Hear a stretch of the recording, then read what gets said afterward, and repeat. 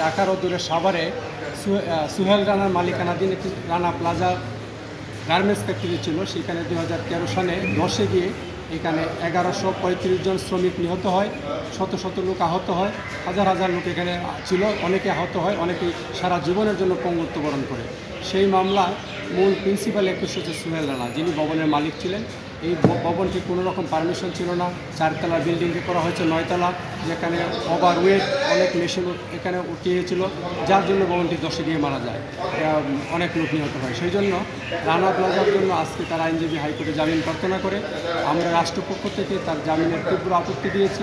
এই জন্য দিয়েছি যে রানা প্লাজার মামলায় যে আমাদের বাংলাদেশে যে সুনাম 2013 সালে সারা পৃথিবীতে তার আমাদের গার্মেন্টস ফ্যাক্টরির সুনাম ক্ষুণ্ণ হয়েছিল, আমাদের রপ্তানি অনেক কমে গিয়েছিল। তাছাড়া একটি আলোচিত মামলা, এই মামলা শুধুমাত্র সুহেল রানা তার অবহেলার জন্য এই ঘটনা ঘটেছে। সেই জন্য আর তাছাড়া এই মামলাটি ঢাকার জেলা ও দায়রা জজ আদালতে বিচারাধীন আছে। সাক্ষী এখনও চলমান, 93 জন সাক্ষী একজামিন হয়ে গিয়েছে, বাকি সাক্ষী পর্যায়ক্রমে চলছে, দ্রুত নিষ্পত্তি হবে। আমরা মনে করি এই পর্যায়ে তার জামিন না দেওয়াই উচিত, তার জামিনকে আমরা উচ্চ আদালতে বাতিল প্রার্থনা করব। কবে জামিনটা হয়েছে? আজকে জামিন হয়েছে। আচ্ছা, আর চেম্বার কোর্টে যাবেন?